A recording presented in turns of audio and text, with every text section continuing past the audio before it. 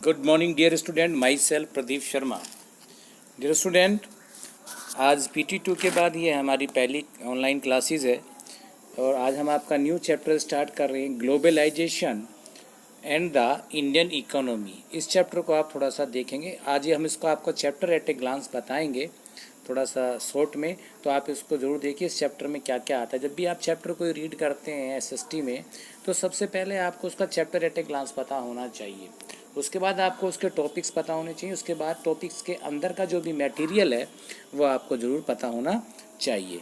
तो इसको हम थोड़ा सा डीपली देखेंगे, चैप्टर एट ए ग्लांस में क्या क्या इस चैप्टर में आने वाला है और क्या हमारे लर्निंग आउटकम्स होने चाहिए वो भी हमें इसमें पता चलेगा। तो गौर से आप इस वीडियो को वॉच करते रहिए। सबसे पहले आप देखिएगा चैप्टर एट ए ग्लांस में यहाँ पे दिया है production across country. Production across country का मतलब है कि यानी कि देश से बाहर भी प्रोडक्शन होना या पूरी कंट्री में प्रोडक्शन होना, यानी कि पूरी कंट्रीज़ में किस किस प्रकार से जो है प्रोडक्शन यूनिट्स होते हैं और बाहर भी किस प्रकार से प्रोडक्शन यूनिट्स इस्टेब्लिश की जाती हैं, इसके बारे में आप पढ़ेंगे। सबसे पहले इसमें दिया ways of controlling production in other countries. Across the countries का मतलब बता दिया, यानी कि हम अपने देश से भी बाहर किस प्रकार से हम प्रोडक्शन इंक्रीज़ कर सकते हैं, तो उसके बारे में बताया गया है। अब कौन कौन से ऐसे वेज हैं जिससे कि प्रोडक्शन हम अदर कंट्रीज़ में कंट्रोल कर सकते हैं, कि दूसरी कंट्रीज़ में भी कर सकते हैं, तो इसको हम थोड़ा सा गौर से देखेंगे। तो सबसे पहले आएगा इसमें exert influence, place orders, setup production jointly, use local companies to supplies by local companies. तो इसमें क्या है, सबसे मेन चीज़, जब अपना काम तुम दूसरी जगह आपको सेटअप करना, अपना बिजनेस सेटअप करना है, तो आपका जो वहाँ पर थोड़ा प्रभाव होना चाहिए। ऐसा नहीं कि आप कहीं भी जाएं और बिज़नेस स्टार्ट कर दें तो आपको कोई लेना देना नहीं, तो दूसरे लोग आपको स्टेब्लिश नहीं होने देंगे। दूसरा प्लेस ऑर्डर, यानी कि आपके पास में ऑर्डर होना चाहिए, ठीक है। यानी कि कहीं ना, मतलब आप कोई भी प्रोडक्शन कर रहे हैं, वहाँ पर उसका डिमांड ही नहीं है, तो फिर उसका प्रोडक्शन करने की आवश्यकता नहीं है। तीसरा आपका दिया है इसमें set up the production jointly, यानी कि वहाँ पर जो प्रोडक्शन जो है जॉइंटली, यानी कि वहाँ की लोकल कंपनीज और जो बाहर से आई हुई कंपनीज का क्या एक अलायंस होना चाहिए, यानी कि उनका एक तालमेल होना चाहिए ताकि वो जॉइंटली प्रोडक्शन कर सकें। Use local companies for the supplies, वहाँ पर देखिएगा बाहर की कंपनी यहाँ पर आई है, हम बाहर जाते हैं दूसरे देश में, तो हम सप्लाई के लिए किस पर निर्भर करते हैं, हमें तो कोई लेना पता नहीं होता कि कहाँ पर किस चीज़ की डिमांड ज़्यादा है, क्या सप्लाई करना चाहिए क्या नहीं सप्लाई करना चाहिए, तो ये सब इसमें आता है। नेक्स्ट है आपका इसमें बाई लोकल कंपनीज। अब वहाँ पे कोई देखिए, लोकल कंपनीज का जो लोकल एरिया है उसमें उसका वर्चस्व रहता है। बिल्कुल, आप भी जहाँ पे रहेंगे तो आपका वर्चस्व रहेगा। तो लोकल कंपनी जहाँ पे मैन्युफैक्चरिंग कर रही है, अपना प्रोडक्शन बेच रही है लोगों को, तो वहाँ पे उसका वर्चस्व। तो जो बाहर से कंपनीज आती है उसका एक मेन दे क्या होता है, उस लोकल कंपनीज को वो खरीद लेते हैं, ठीक है, और उसी के नाम से थोड़ा बहुत चेंज करके अपना प्रोडक्शन वो स्टार्ट कर देते हैं। धीरे धीरे इसी प्रकार से वो शुरुआत करते हैं। तो ये आप थोड़ा सा देखेंगे। नेक्स्ट है इसमें integration of market bye foreign trade. अब इंटीग्रेशन का मतलब है एकीकरण है, एकीकरण का मतलब है एक। अब जो फॉरेन ट्रेड, ट्रेड का मतलब होता है यहाँ पे दो, ट्रेड का मतलब होता है एक्सपोर्ट और इंपोर्ट। हम पूरा चैप्टर आपको डिटेल से भी बताएंगे।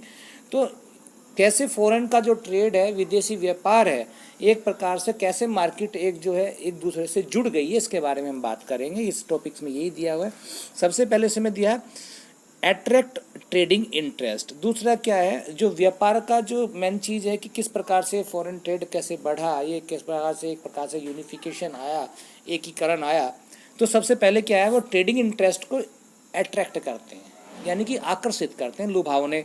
कोई ना कोई मेरा कंट्री है, मान लिया किसी कंट्री को अट्रैक्ट वो देता है, अभी ऑफर देता, आप आइए यहाँ पर एक मैन्युफैक्चरिंग इंडस्ट्रीज लगाइए, आपको इतना लाभ होगा, आपको ये बेनिफिट मिलेंगे, हम ये आपको फैसिलिटीज़ देंगे। तो ये सब क्या है, attraction of the trading interest है, उसमें आता है। इसको थोड़ा नोट कर लेंगे। अब आता है exchange of goods across the different country. Exchange का गुड्स का मतलब है कि भाई देखिए, रसिया को हमारे यहाँ से प्याज चाहिए या अदर चाहिए, हमें वहाँ से वेपन चाहिए। इसी प्रकार से सऊदी अरेबिया को से हमें जो है तेल चाहिए, उनको कुछ हमसे चाहिए। तो क्या है, exchange of goods across the other countries, ये चलता आया पहले से। पहले हमने एक बार्टर सिस्टम पढ़ा था, वो एक्सचेंज ऑफ गुड्स है। लेकिन आज की डेट में बार्टर सिस्टम तो है कि एक्सचेंज ऑफ गुड्स तो हो सकता है, लेकिन उसका वैल्यूशन है, क्योंकि आज की डेट में करेंसी है हमारे पास में। Creates opportunity for the producer to reach beyond the domestic market. जो भी प्रोड्यूसर हैं, जो उत्पाद बनाते हैं, प्रोडक्ट बनाते हैं प्रोड्यूसर्स, उनको क्या है ये अवसर देना है कि आप जो है जो घरेलू मार्केट है, मान लिया मैं यहीं पे मैन्युफैक्चरिंग कर रहा हूँ, बुलंदशहर में, मेरठ में, कहीं पे भी कर रहा हूँ, और मैं बस वहीं पे ही करता रहा हूँ, वहाँ से बाहर ना निकलूँ। तो इसका जो है ये फॉरेन मार्केट क्या है, उन लोगों को अट्रैक्ट करती है कि आप अपनी घरेलू मार्केट से बाहर निकलिए और बाहर भी एक्सपोर्ट इंपोर्ट माल कीजिएगा। इसमें क्या competition among the producers. Competition का मतलब है कि आप में जो एक प्रतिस्पर्धा है, यानी कि जब भी मैं भी वही माल बना रहा हूँ, आप भी दूसरा माल वही बना रहे हैं, तो हम दोनों में जब मार्केट में हमारा माल जाएगा तो उसका पसंद किया जाएगा जिसका अच्छा होगा। तो अच्छा होने के लिए वो एक दूसरे से होड़ करते हैं, तो कंपटीशन होगा, तो उसमें कंज्यूमर का थोड़ा बेनिफिट होता है। Easy availability of goods and services across the nation. अब इससे होने से, जब फॉरेन ट्रेड के बढ़ने से, पूरा जो फॉरेन कंट्रीज़ का एकीकरण होने से, एक दूसरे से जुड़ने से, गुड्स का एक्सचेंज करने से क्या होता है, पूरी मार्केट में कोई भी सामान चाहिए आपको आसानी से अवेलेबल हो जाता है, और जो भी सर्विस चाहिए, किसी प्रकार की भी सर्विस चाहिए आपको, वो मार्केट में अवेलेबल होती है। Expansion of choice for the buyers. अब दूसरी चीज़ क्या है, जब बहुत सारी कंपनीज हो जाती हैं मार्केट में, उनमें कंपटीशंस हो जाता है, तो बायर्स की बात समझिए, जैसे हम हैं खरीदार हैं, तो हम सब में क्या होता है, हमारे पास में चॉइस हो जाती है, नहीं भाई हम तो इसका डेल का चाहिए, हमें ये लैपटॉप डेल का चाहिए, कोई बोलेगा नहीं हमें दूसरा चाहिए, कोई बोलेगा नहीं सैमसंग का चाहिए। तो there are lot of choice to the buyers. अब क्या, reduction of prices of goods and the services because of the competition. दूसरी चीज़ क्या होता है भाई, एक तो क्वालिटी की चीज़ आपको मिलती है, दूसरा जब कंपटीशन है मार्केट में तो आपको जो सामान भी क्या है वो सस्ते में मिलता है, तो ये भी इसमें एक बेनिफिट है, तो इसके सारे इसमें दिया गया। अब आता है impact of the liberalisation. Liberalisation यहाँ पे जो वर्ड दिया गया है, लिबरलाइजेशन का मतलब है कि आपका जो है ट्रेड में लिबरलिटी देना, व्यापार में लिबर्टी देना, यानी कि बाहर के लोगों को इनवाइट करना कि आप आइए हमारे यहाँ पे व्यापार कीजिए, ठीक है, और उनको फैसिलिटीज़ देना। तो लिबरलाइजेशन का मतलब ही है आपका कि दूसरे देश के लोगों को अट्रैक्ट करना, व्यापारी को अट्रैक्ट करना अपने यहाँ पर इन्वेस्ट करने के लिए, ठीक है। तो यहाँ लिबरलाइजेशन का मतलब फाइट से मतलब नहीं है, मूवमेंट से मतलब नहीं है, ये इकोनॉमिक्स में है, थोड़ा सा ध्यान रखिएगा। इसमें पॉजिटिव है और आपका नेगेटिव, दो प्रकार का होता है। इंक्रीज इन फॉरेन इन्वेस्टमेंट, जब पॉजिटिव में क्या होता है कि बाहर के लोगों को अट्रैक्ट करते कि आप अपना पैसा यहाँ पर लगाइए, इसे फॉरेन इन्वेस्टमेंट बोलते हैं, कि वो फॉरेन के लोग यहाँ पर इन्वेस्ट करें, पैसा लगाएं।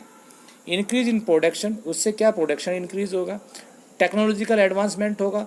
जब बाहर के लोग आएंगे तो ऐसा तो नहीं कि जिस सिस्टम से, टेक्नोलॉजी से हम अपना सामान बना रहे हैं, उसी टेक्नोलॉजी से वो भी सामान बनाएं, तो फिर हम क्यों लेंगे, बोले ऐसा तो अच्छा हमारा ही है। उनके पास कुछ एडवांस टेक्नोलॉजी होगा, एडवांस सिस्टम होगा, प्रोडक्शन अच्छा होगा, तभी दूसरी मार्केट में कैप्चर कर सकता है। तो इसके साथ में जब फॉरेन के लोग आते हैं, फॉरेन इन्वेस्टमेंट होता है, तो टेक्नोलॉजी भी वो एडवांस लेकर आते हैं। अब इंक्रीज इन जीडीपी, अब देखिएगा किसी भी सेक्टर में प्रोडक्शन होता है, फाइनल गुड्स बनता है, उसकी वैल्यू आंकने के बाद ऐड कर देते हैं तो जीडीपी बन जाता है, तो इंक्रीज तो जीडीपी ऑटोमेटिकली होगा।